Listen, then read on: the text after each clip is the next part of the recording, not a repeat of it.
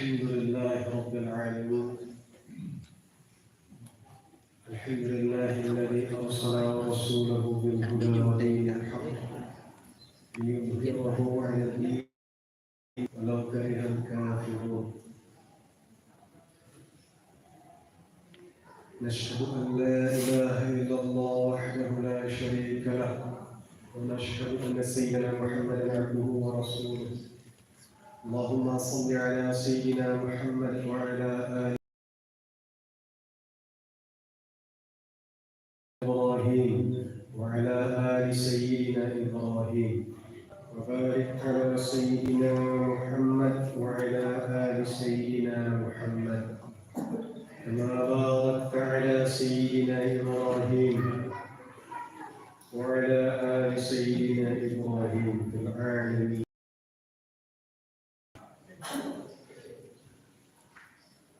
Jemaah sekalian, alhamdulillah kita kembali hadir dalam masjid ini, dan alhamdulillah Allah mempertemukan kita di dalam majlis yang mulia ini.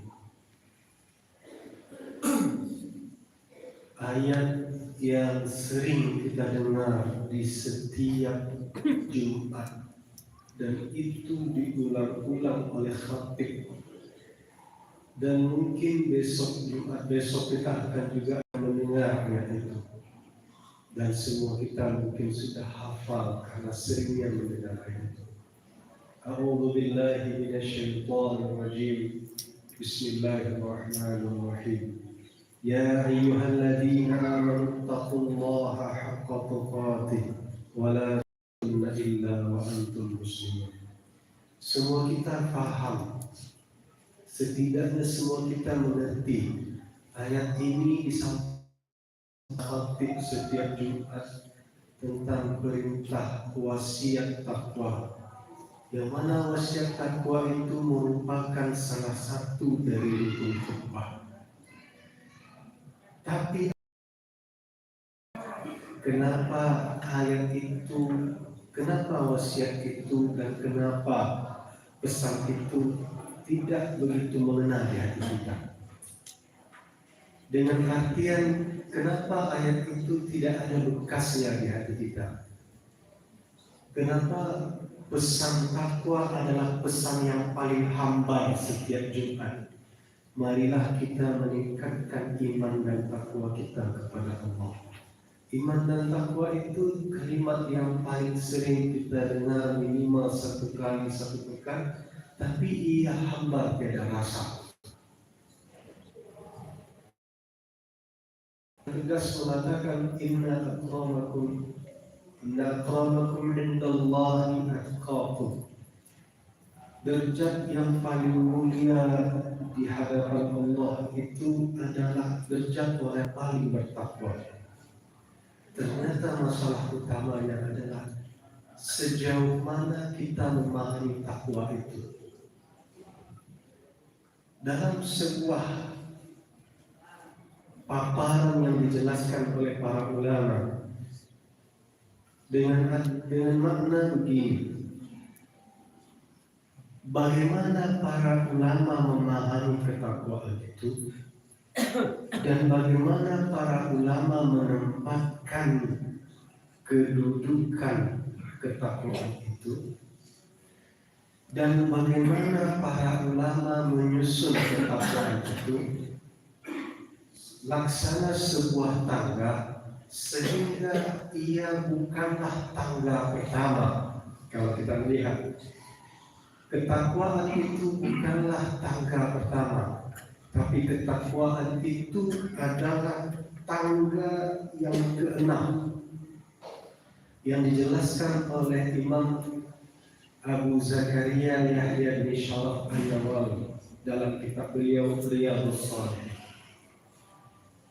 Di sini kita melihat ternyata kita dalam memahami agama Islam atau kita memahami syariat Allah, sepertinya ada tahapan yang tidak kita lewati.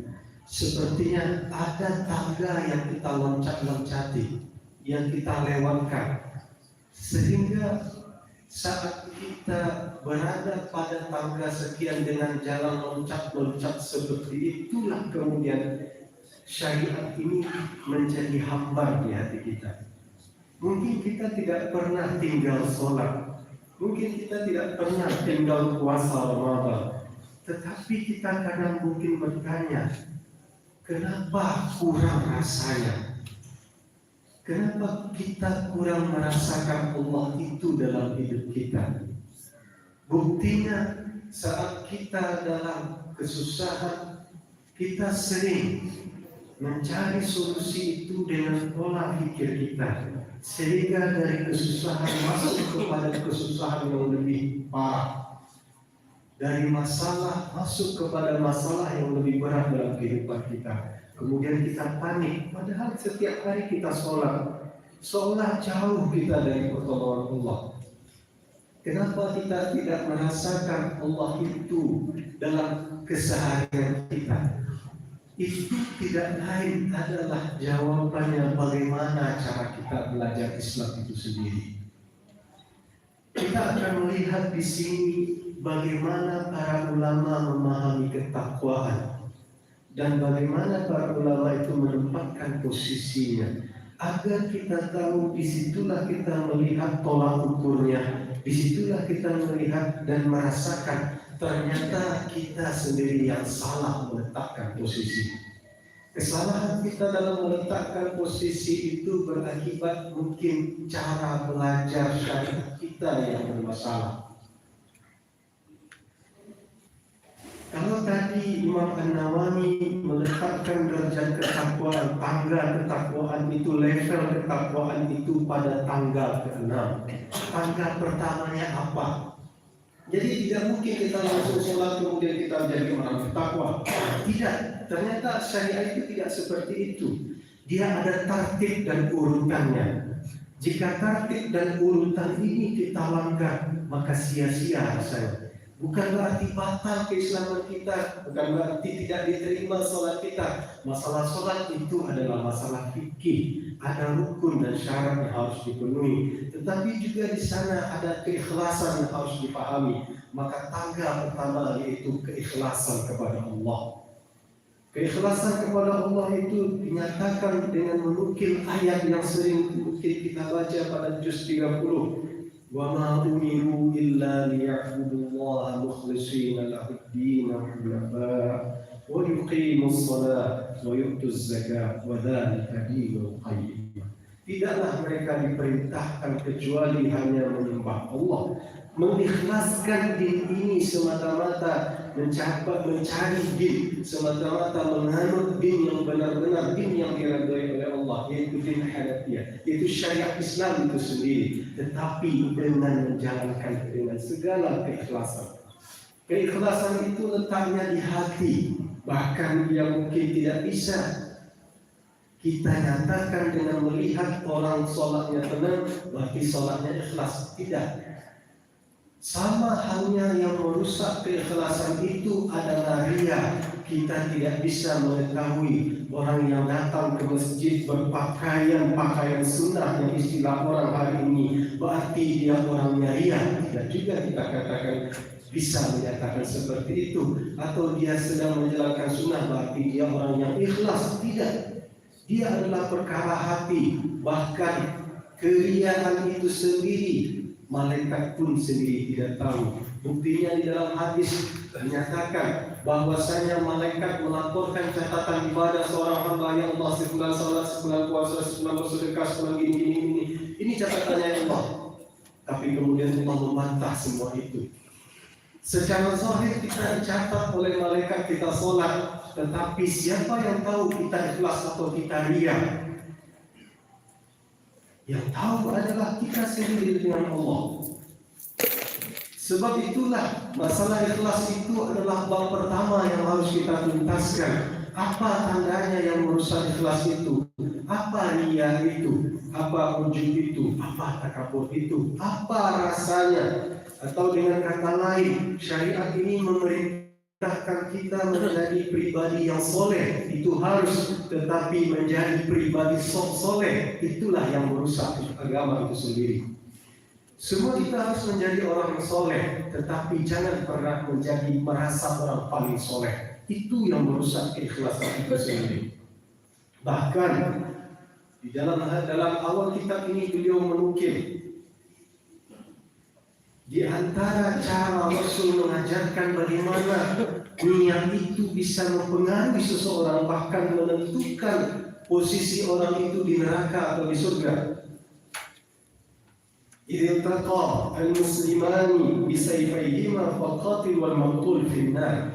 Jika dua orang muslim berkelahi dengan pedang, mungkin hari ini tidak pakai pedang, mungkin hari ini pakai pistol, atau mungkin dengan fisik atau lain sebagainya. Dua orang muslim berkelahi mati-matian, satu jadi korban, satu jadi pelaku. Kita tidak melihat siapa yang salah di masalah ini, tetapi bagaimana di sini logika kenabian mengajarkan kepada kita. Fal-qatil wal maqtul finnar, kata Rasul. Yang membunuh dan korban kedua-duanya masuk neraka. Kenapa? Sehingga para sahabat di sini bertanya, ya Rasulullah, hadal qatil fa wal maqtul. Ya Rasul, kalau ini pelaku wajar dia masuk neraka, tetapi ini korban, kenapa kok harus masuk neraka dia?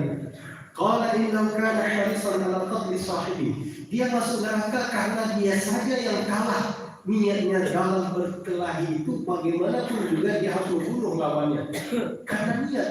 Cuma masalahnya karena tidak imbang, di sinilah dia menjadi korban, kemudian dia mati, tetapi keduanya di sini masuk neraka. Di mana letak titik penentunya? Pada niat. Niat jahat itu sendiri menentukan posisi kita. Makanya tangga pertama, bereskanlah ini terlebih dahulu. Di mana posisi niat, apa yang merusak niat?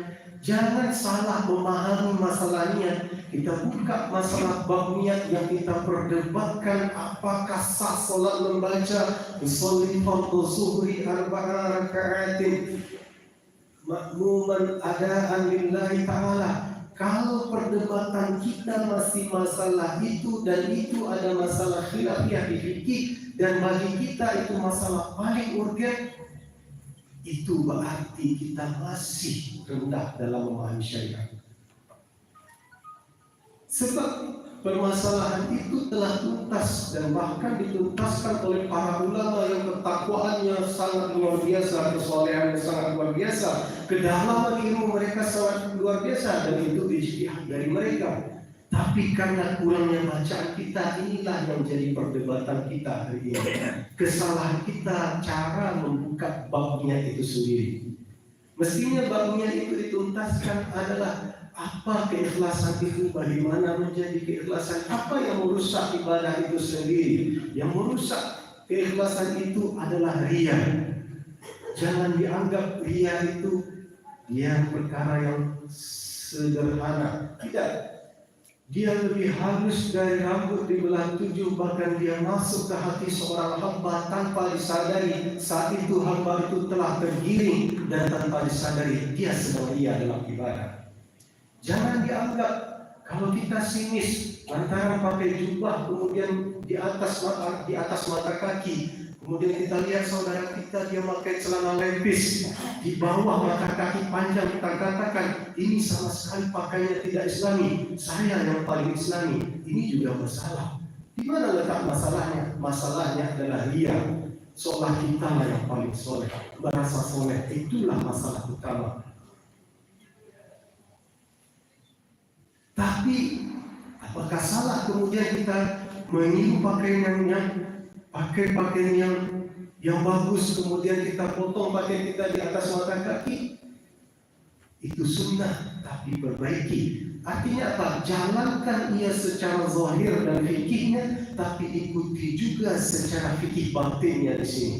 Penuhi syarat-syarat rukun ibadah secara zahir, kuasai ilmunya, dan pelajari ilmu fikih ibadah secara batin. Innallaha la yanzuru ila ajsamikum wala ila suwarikum walakin yanzuru ila qulubikum. Kita datang ke masjid dengan pakai jubah ini yang dilihat Allah, pakai baju putih ini yang dilihat Allah, Yang dilihat Allah. Setelah kita penuhi adab-adab pakaian ke masjid itu yang dilihat waktu takwa. Takwa haruna kata Rasul sembari berisyarat kepada dada beliau. Takwa itu letaknya di hati. Tetapi jangan pula kemudian kita serempengan, kita langgarnya ini tidak penting. Yang penting ke masjid, yang penting ikhlas. Kita datang ke masjid dengan pakaian sembarang, itu juga salah. Taati aturan zahirnya, penuhi syarat batinnya. Sehingga para ulama di sini membagi hukum syariat itu ada fiqh zahir. Itu fikih yang kita pelajari selama ini. Rukun syarat sah puasa, rukun syarat batal solat, rukun syarat air, rukun syarat wudu, rukun syarat beristinja, cara cebok, rukun syarat dalam zakat, takaran zakat, rukun syarat dalam ibadah, makan, minum, lain sebagainya. Itu fikih zahir. Tetapi di sana ada fiqh batin yang dijelaskan oleh para ulama. Apa yang menjadi kriteria setelah ibadah itu dilakukan dengan memenuhi dan mempelajari ilmu fikih zahirnya, kemudian kita lakukan ibadah itu, kemudian kita abaikan sisi fikih batin ini. Kita sholat dengan pakaian yang paling bagus, dengan tumakninah, tapi niatnya apa? Niatnya agar orang melihat kepada kita satu masjid bahwasanya kita orang 20 tahun sholatnya selalu di saf pertama. Di mana terujinya? Saat di tahun besoknya kita telat, kita berada di saf ketiga, kemudian telat lagi. Pada rakaat keempat kita baru dapat rakaat. Saat kemudian kita berdiri tegak, malu rasanya. Kenapa malu? Saya biasanya sholat 20 tahun di saf pertama, sekarang di saf keempat telat pula lagi. Apa kata orang ini? Artinya 20 tahun itu habis gara-gara ria sholat di hari itu, di saat itu. Seperti ini detail para ulama menjelaskan keikhlasan itu. Hati-hati, jangan pernah merusak kualitas ibadah kita lantaran kita mengabaikan fikih batin ini, karena kita terlalu fokus melihat syariat itu hanya pada fikih zahir. Istilah fikih zahir dan fikih batin itu istilah yang datang dari para ulama. Kalau diistilahkan hari ini kaji fikih dan ini kaji tazkiyatun nafs. Kalau ini syarat diterimanya syarat sah ibadah itu secara konsekuensi hukum fikih, hukum syarat sah, batal sah. Kalau di sini syarat diterimanya di hadapan Allah ibadah itu harus kita dudukkan pemahaman itu sendiri. Agar apa? Agar kita tahu bahwasanya ibadah itu bukan sekedar menuntaskan kewajiban zahir, tetapi ada sisi keduanya, seperti dua sisi mata uang, fiqh zahir dan fiqh batin. Jangan dipisah. Fiqh zahir itulah fikih, fiqh batin itulah yang diistilahkan oleh para ulama hari ini dengan kajian tazkiyatun nafs, dengan kajian tasawuf, dengan kajian bab qulub fiqhul qulub. Kenapa? Karena itulah penentu ditolak dan diterimanya amal ibadah seseorang. Ingat, yang dirusak oleh syaitan saat orang itu rajin sholat 5 waktu ke masjid, syaitan tidak akan melarang dia sholat ke masjid. Tidak. Karena syaitan tahu dia tidak akan bisa dilarang untuk itu. Tetapi yang dimainkan adalah sisi hatinya. Sehingga apa yang terjadi saat itu seseorang beribadah, tetapi hakikatnya dia sedang bermaksiat di hadapan Allah. Secara zahir orang melihat dia sedang sholat, tetapi secara batin Allah memandang dia sedang bermaksiat. Kenapa? Di hatinya dia sholat, dia ria. Di hatinya dia sholat karena dia segan sama mertua. Di hatinya terpaksa dia sholat ke masjid karena ini dan itu. Terpaksa dia sholat ke masjid karena ada visi ini dan visi itu. Semuanya terlanggar oleh kita. Kenapa? Cara kita melihat agama itu ternyata bermasalah. Sehingga cara kita mempelajari agama pun juga bermasalah. Itu tanggal pertama. Semoga karena ini adalah tanggal pertama, semoga nanti kita bisa sambung pada bab dan pertemuan selanjutnya. Ingat, takwa itu diletakkan oleh Imam An-Nawawi pada tanggal ke-6. Jika tangga pertama tidak tuntas, tangga kedua kita tidak tahu, tangga ketiga kita jahil, tangga keempat entah apa itu, tangga kelima tidak jelas. Kemudian tiba-tiba kita mendengar, ya ayyuhalladzina amanu taqullaha haqqa tuqatih wa la tamutunna illa wa antum muslimun. Wahai orang-orang yang beriman, tingkatkanlah keimanan dan ketakwaan kepada Allah. Terasa begitu hambar wasiat khatib yang telah 20 tahun kita dengar, yang telah 30 tahun kita dengar, yang telah 40 tahun kita dengar. Masalahnya adalah cara belajar kita tertib atau tidak.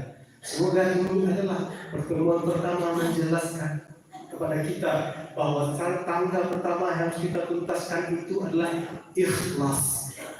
Bab pada ikhlas itu bagaimana cara ikhlas, bab pada ikhlas itu apa yang merusak ikhlas, bab pada ikhlas itu penyakit-penyakit apa yang bisa menggerogoti ikhlas, dan itu mesti dituntaskan agar kita benar-benar bisa menjalankan syariat ini sesuai dengan tuntutan fikih zahir dan juga sesuai dengan bimbingan fiqhul batin.